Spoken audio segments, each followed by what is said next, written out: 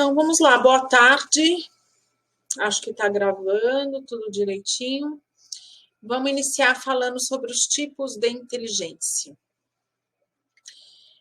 Então, como eu disse, a gente vem falando sobre métodos de estudo. Eu sempre falo que cada método de estudo se adapta melhor a algumas pessoas e a outras não. E a gente tem que identificar um método de estudo que melhor convém para você. Qual que você consegue, com mais facilidade, estudar o conteúdo, guardar o conteúdo para utilizar depois.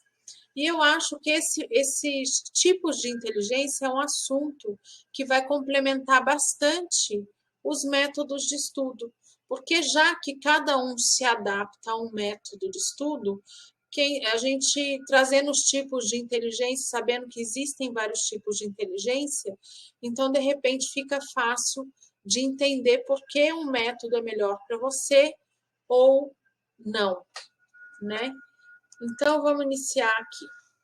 Não existe um aluno mais ou menos inteligente. Eu sempre falo para vocês que o treino também faz parte. Se eu ficar muito tempo sem estudar, muito tempo sem ler, muito tempo sem ter contato com nada, a gente vai ficando preguiçoso, o cérebro vai ficando sem treino, né? O cérebro é igual o corpo da gente. Quando a gente não está fazendo nada, está sedentário, e de repente faz uma atividade, aí dá dores musculares, né? Aquele processo de pós-exercício, o cérebro é a mesma coisa. Se a gente fica muito sem treinar o cérebro, sem estudar, então ele vai ficando preguiçoso também. Então a gente tem que sempre estar em contato com os estudos, estudando para poder ficar, como eu disse aqui, não existe mais ou menos inteligente, existe o que está treinando o cérebro. Então tem facilidade. Existe o aluno que sabe o método que é para ele, sabe o método certo que ele tem que estudar. Então, ele consegue estudar pouco e bem. Por quê? Ele é mais inteligente? Não, porque ele achou o caminho que ele precisa, que dá certo para ele. Então, a teoria das inteligências múltiplas pertence ao cientista formado em neurologia e psicologia, Howard Gardner. Segundo ele, cada pessoa demonstra habilidades cognitivas distintas, ou seja, cada indivíduo tem um domínio maior em determinadas áreas do que outras. Então, a gente vê com facilidade na sala de aula, a gente vê aqueles que gostam de ler, de escrever, gostam das letras, e outros que gostam de conta, de raciocínio lógico, de números, né? Então, a gente vê claramente que são duas inteligências distintas, né? Então, às vezes tira notas boas em todas as disciplinas que requer mais lógica e as outras menos nota, ou talvez até com muita dificuldade, né? Então, eu sempre falo isso para vocês. A gente tem que entender como a gente funciona para a gente conseguir traçar o estudo, para conseguir traçar o seu método, o seu caminho, né? Qual disciplina, qual componente curricular que eu vou estudar antes, qual que eu vou estudar depois, né? É importante durante o bimestre inteiro ir fazendo um mapa mental de cada tema, de cada atividade, porque isso você já está trazendo aí, já está estudando, né? E já está estudando até para suas provas posteriores, porque tem vários assuntos, aí muitos assuntos que no ensino médio vocês estão estudando que vai cair no Enem, vai cair no vestibular depois para entrar numa faculdade, vai cair num processo seletivo, numa prova, num concurso. Então, estudem, né? Quando for um tema que cai, eu vou trazer para vocês os temas que mais cobrados, né?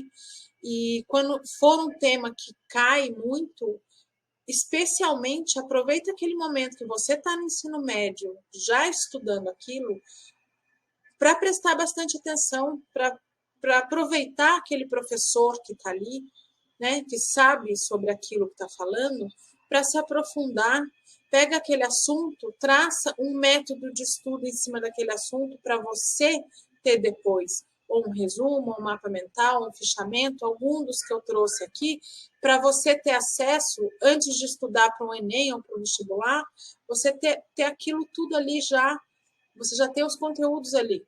E você, escritos por você, então você vai ter contato e vai ter muito mais facilidade, né? A teoria das inteligências múltiplas surgiu após Gardner questionar se os testes que medem o QI humano são suficientes para testar o nível de inteligência de uma pessoa. Então, existia o teste de QI, né? Aí, então, se eu errasse muita coisa do teste de QI, a pessoa era menos inteligente, né? Então, começou a questionar esse teste. Será como que num teste, né, eu consigo saber se uma pessoa realmente é inteligente ou não, né? Então, ele começou a questionar e trouxe essa teoria das inteligências múltiplas. Outro ponto do questionamento feito por ele foi o fato de que uma pessoa considerada genial não é um gênio em todas as áreas. Assim, a inteligência humana é mais específica do que generalista. Então, vocês vão ver, tem várias inteligências, né? Então, a pessoa que é genial, ela pode ser ter essas inteligências, são várias, vocês vão ver, ter mais de uma desenvolvida, mas porém ela não vai ter todas, né? Então, ela não é generalista a inteligência, ela é específica, né? Porque a gente não consegue ser bom em tudo sempre, né? Ninguém. Então, a gente tem que aceitar as nossas imperfeições, os nossos defeitos, as nossas dificuldades e sempre estar trabalhando, lapidando para que melhore, né? Não é uma questão de largar, mas de assumir que tem aquela dificuldade e de trabalhar para melhorar em cima do seu melhor de ontem, né? Então eu não vou me comparar com ninguém, mas eu vou ser melhor hoje do que eu fui ontem. Se o meu colega é milhões de vezes melhor, não tem que me comparar com ele. Porque em outra coisa eu posso ser milhões de vezes melhor e ele não. E vice-versa. E se ele for milhões de vezes pior, eu também não tenho que me comparar. Porque em muitas eu vou ser milhões de vezes pior. Então é isso, gente. Essas inteligências. Para ele, todos nós nascemos com inteligências múltiplas, mas ao longo da vida, cada pessoa desenvolve uma ou duas áreas conforme as experiências que vivencia. Então, a gente vivencia todas elas, a gente tem todas elas, né? Só que a gente desenvolve de acordo com o que a nossa vida, com as nossas experiências, com o que se desenvolveu mais, com o que eu tive mais contato, né? E então todos nascemos com as inteligências múltiplas. São os casos, raros os casos, que o indivíduo apresenta todos os tipos de inteligências múltiplas. Porém, com os estímulos corretos, é possível que uma criança desenvolva mais de um tipo de inteligência. Então, a gente tem todas, mas a gente desenvolve cada uma delas de forma desigual, né? Não vou desenvolver todas no meu melhor. Então, a criança ela tem que ter estímulos. Como a gente está aqui falando de um ensino médio, né? Como eu falei, o cérebro sem treino ele fica preguiçoso. Então, eu tenho que sempre estar dando estímulos certos para o meu cérebro, né? Então, por isso que eu falo tanto de entender como você funciona, qual método de estudo é melhor para você estudar. Vamos falar do que é inteligência, né? De acordo com Celso Antunes, autor do livro Inteligências Múltiplas e seus estímulos, inteligência é a capacidade de conhecer, entender, e também é juízo, discernimento, capacidade de se adaptar, de conviver, de resolver problemas e de criar ideias ou produtos. É bem grande essa capacidade, né? Porque não basta eu conhecer e entender. Além de conhecer e entender, eu tenho que ter discernimento, eu tenho que ter adaptação, né? Eu tenho que resolver os problemas.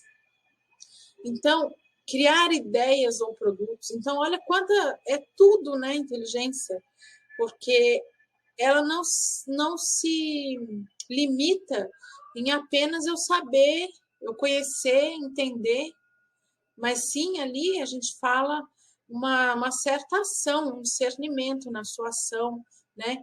Uma capacidade de adaptação, eu ter capacidade de resolver problemas, hoje tão cobrado em todos os trabalhos, né? Em todos os lugares aí, né? A sua capacidade de resolver problema é essencial.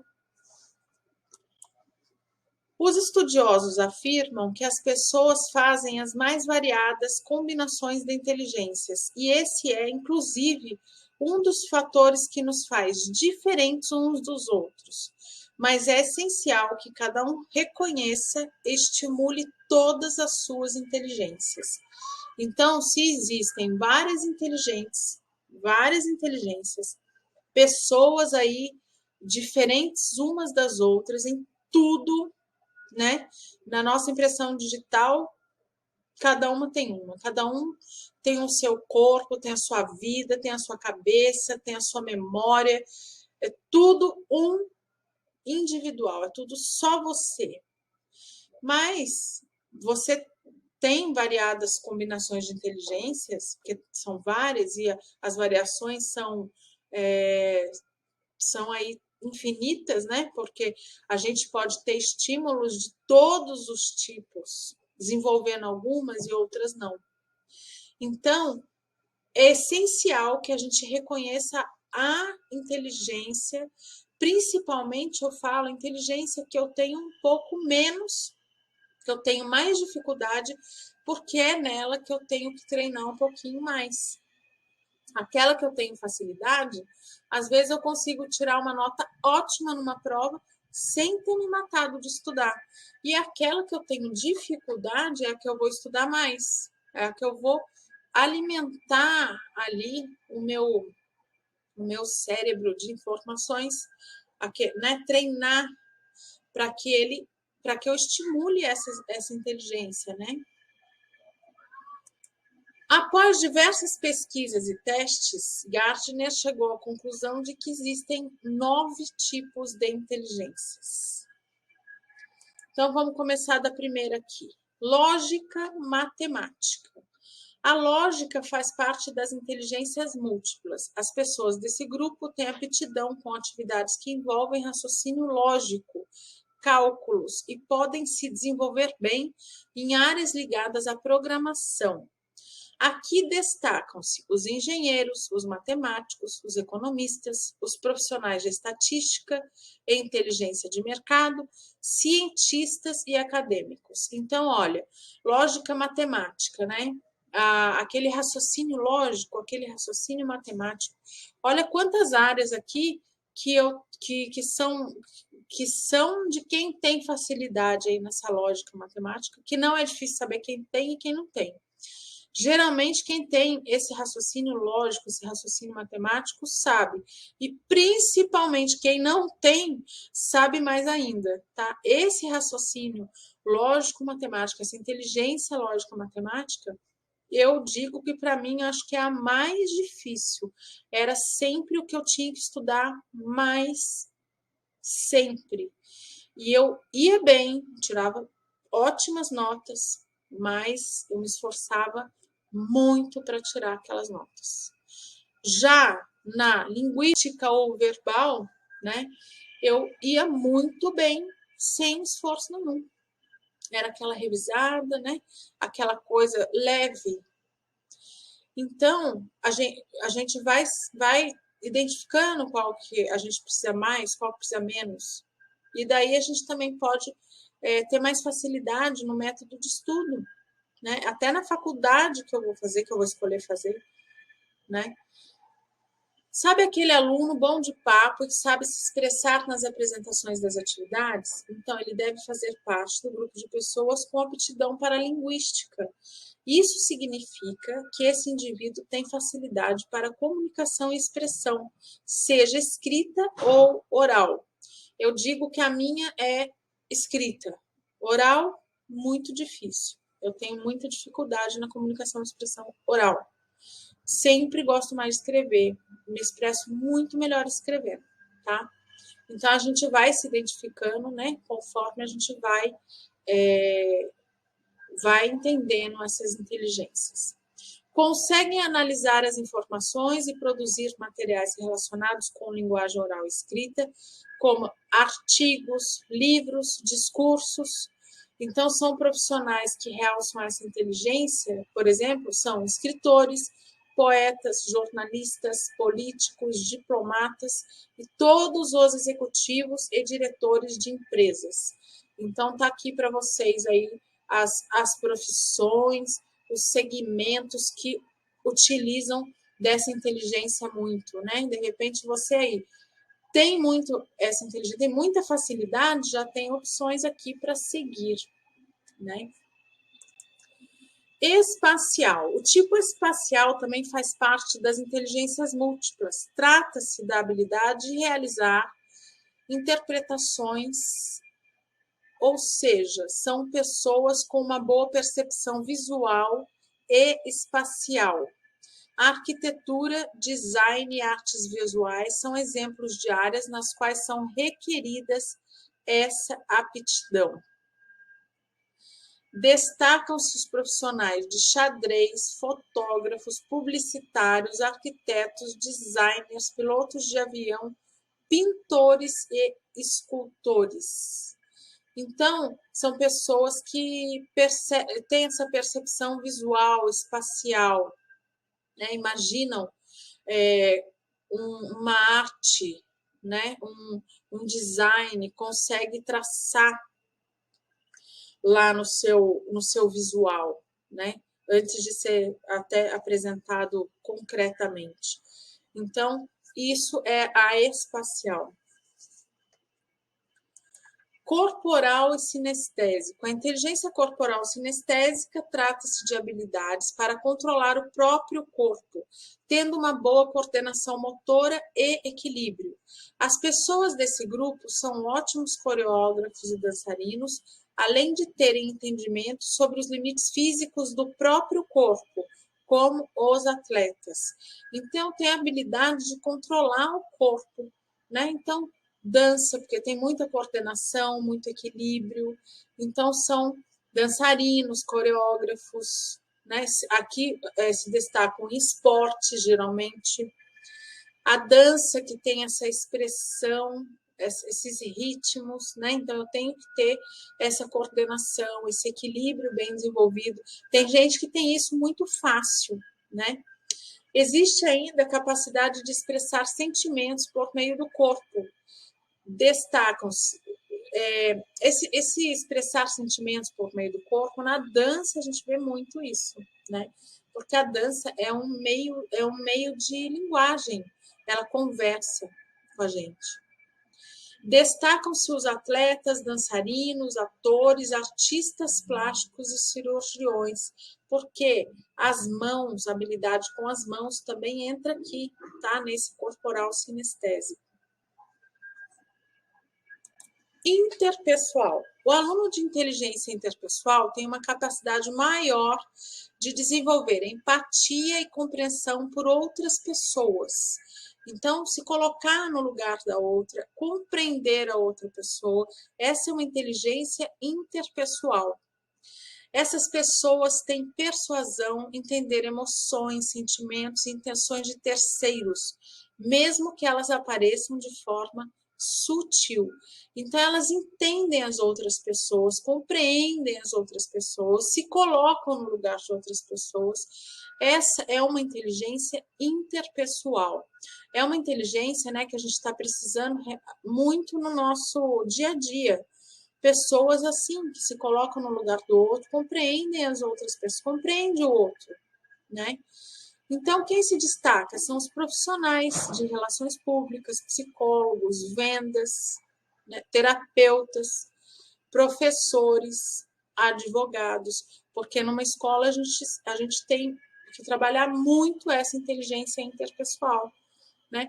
Vários tipos diferentes de. A gente lida com vários tipos diferentes de inteligências, de estímulos, de alunos diferentes, e a gente tem que se colocar no lugar de cada aluno, né? Para entender como que é o processo. Então, a interpessoal é bem professor, tem terapeuta, psicólogo, geralmente quem trabalha com essa parte humana, né, muito humana, ela tem que ter essa visão, essa inteligência interpessoal. Aí nós temos o intrapessoal, que é uma inteligência atrelada ao autoconhecimento, é para dentro, tá? Uma entende os outros, né? Esse é o autoconhecimento, é se entender. Quais as minhas emoções, os meus sentimentos, os meus desejos, quais são as minhas motivações. Essa é uma inteligência intrapessoal. Então, tem clareza dos pontos fracos e dos pontos fortes. É uma pessoa que tem se autoconhece, né? O autoconhecimento. Ela se conhece, desculpa. Ela tem esse autoconhecimento, né? Com consciência do jeito de pensar, das habilidades e das decisões a serem tomadas. É o tipo de inteligência que se enquadra em todas as profissões. Então, o autoconhecimento é essencial para todos. Eu diria que o interpessoal também, porque hoje, assim, mesmo que você trabalhe numa mesa cheia de papéis ou num computador com programação, hoje a gente tem que ter contatos pessoais. A gente tem que ter, nem que seja, sei lá, uma reunião online, né? No meu serviço, no meu trabalho. Então, esse interpessoal também, eu acredito que também é uma inteligência que a gente tem que desenvolver muito. Então, tanto o autoconhecimento como se colocar no lugar do outro é muito importante. Musical ou sonora. Então, se eu tenho uma inteligência musical, uma inteligência sonora, o próprio nome já fala, eu tenho habilidades auditivas, eu sou sensível às habilidades mais auditivas, que trabalham com música, sons, melodias, né? Então, são pessoas que têm capacidade aí, têm uma inteligência, têm uma facilidade de reproduzir uma música, né? Tocar um instrumento, cantar, gosta de ouvir música, toca instrumentos com facilidade, compõe, né? Então, essa é a musical ou sonora. E temos a naturalista, tá? Tem alguns livros até que não aparecem todas, tá? Porque depois ela foi adicionada. Então, a inteligência naturalista descreve as pessoas que têm forte ligação com o meio ambiente no geral, sendo assim as atividades ligadas à natureza. Então, uma criação de uma horta, por exemplo, então o naturalista tem esse contato mais com a natureza, tem essa inteligência, tem essa forte ligação com a natureza. Então, oceanógrafos, por exemplo, né, engenheiros florestais, agrônomos. Então, são as pessoas que se adaptam melhor ali nas ciências naturais. Temos também o existencialismo, a inteligência existencialista, essa que foi categorizada, gente, desculpa, eu falei que foi a anterior, mas foi essa. Foi categorizada depois, ela foi a última, tá? Então, pessoas questionam temas ligados à existência humana, né? ao cosmo, ao universo, metafísica.